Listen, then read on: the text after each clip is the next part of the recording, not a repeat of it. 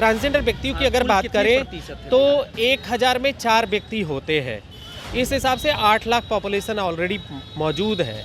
बिहार सरकार ने population census 2011 जो था वो 40,987 था 2011 में जनगणना और उसके बाद 2023 में सरकार के द्वारा एक बार मतलब पहला 825 का और दूसरा 82,287 का। तो इससे देखा जा सकता है कि क्या हो सकता है। अभी तो हम इसकी तलाश में हैं कि how is it perfect.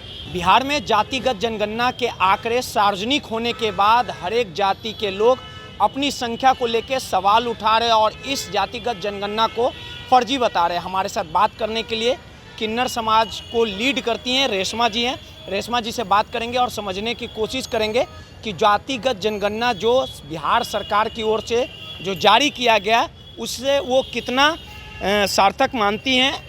Reshma जी, जिस प्रकार से जातिगत जनगणना के जो आंकड़े जो सार्वजनिक किए गए वो कितना आप इसे अच्छा मानती हैं और क्या लगता है जिस प्रकार से आरोप लगाए जा रहे हैं कई जातियों की ओर से ये फर्जी है, कितनी सच्चाई है इसमें? फर्जी है और या क्या है, मैं इस पे ज़्यादा ये नहीं कर रही हूँ। डाटा कलेक्शन जब होता है, अगर मतलब जो भी लोग डाटा पे काम करते हैं उन्हें पूरी तरीके से पता है कि डाटा का मतलब क्या होता है। तो हमारे पास दिल्ली से मीडिया से न्यूज़ आया कि 825 है। आपका क्या इस पे ओपिनियन है? मतलब बिहार में किन्नरों की संख्या ट्रांसजेंडर व्यक्तियों की। हाँ। तो मेरे लिए बहुत शॉकिंग रहा कि आप सिर्फ ट्रांसवुमेन साथी जो है वो आपको स्टेशन के पास में हो या किसी टोल प्लाजे पे हो या मतलब बहुत सारी जगहों पर अपना जीविकापार्जन के लिए लड़ते झगड़ते और अपनी ज़िंदगी को जीते हैं। तो इतनी संख्या तो पटना में उसकी 3 गुना संख्या आप दिखाई देती है, लोग रहते हैं।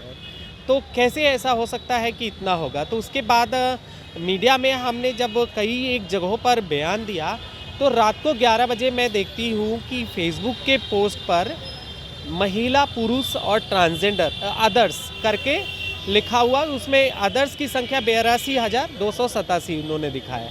तो मेरे लिए बहुत ये रहा कि वन एट टाइम आप 825 कह रहे हैं और एक समय में 82,000 कह रहे हैं। तो जो भी लोग डाटा पे काम करते हैं वो तो करेक्ट पूरी तरीके से होंगे कि ये अगर ऐसा कुछ भी हो रहा है तो वो सही नहीं हो रहा है।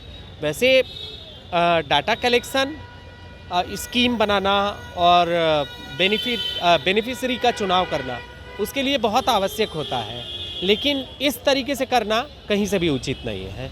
लेकिन जातिगत जनगणना को लेके जो रिपोर्ट आया, जो जाति के लोग हैं, जो प्रतिशत आया, जिस प्रकार से यादी 14% कुछ है, तो किन्नरों की संख्या कितनी है बिहार में, ये आपने देखा होगा? नहीं, किन्नर सिर्फ किन्नरों की बात नहीं मैं करती हूँ, किन्नर की बात ट्रांसजेंडर व्यक्तियों की अगर बात करें तो 1000 में 4 व्यक्ति होते हैं।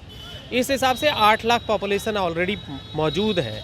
अब वो जेंडर डाइवर्स पर्सन है। बिहार सरकार की ओर से कितना जारी किया गया आप लोग का? बिहार सरकार ने पॉपुलेशन सेंसस 2011 जो था वो 40,987 था 2011 में जनगणना हुई और उसके बाद 2023 में सरकार के द्वारा एक बार मतलब 6 घंटे के अंतराल में 2 डाटा हमें मौजूद कराया गया, पहला 825 का और दूसरा 82,287 का। तो इससे देखा जा सकता है कि क्या हो सकता है।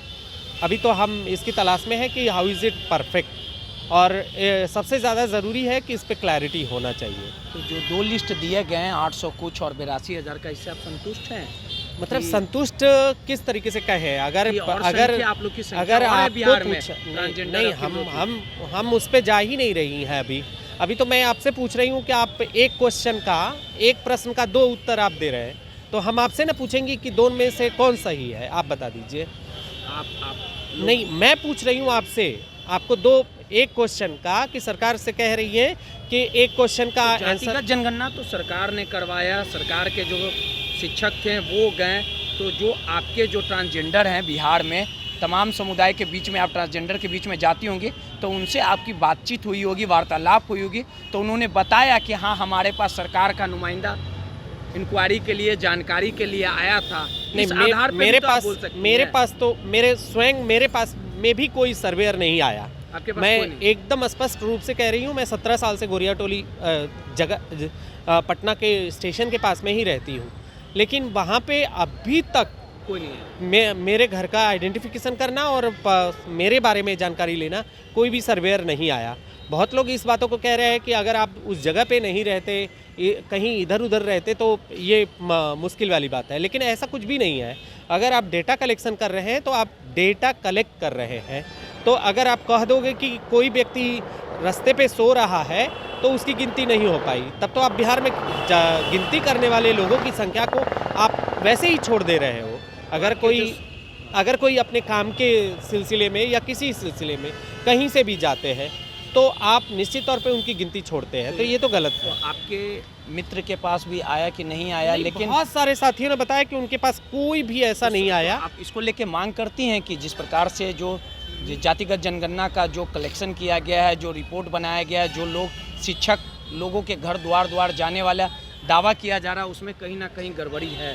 नहीं, इसको फिर से आपत्ति निष्पादन करना सरकारों का काम होता है। फर्स्ट एट मैं हाईकोर्ट में पिटीशन लगाई थी, जिसमें बहुत प्रॉपर तरीके से जजमेंट नहीं आया, तो हम सुप्रीम कोर्ट में पिटीशन लगा रखी है। कल को सुनवाई है। पिटीशन में है यही है कि clarity of the transgender person and how to they are collecting that the data collection का मेथोडोलॉजी बताए कि वो किस तरीके से ट्रांसजेंडर व्यक्तियों के पास में जा रहे हैं और उनकी डेटा कलेक्शन कर रहे हैं, और ये क्या कैसे परफेक्ट होगा।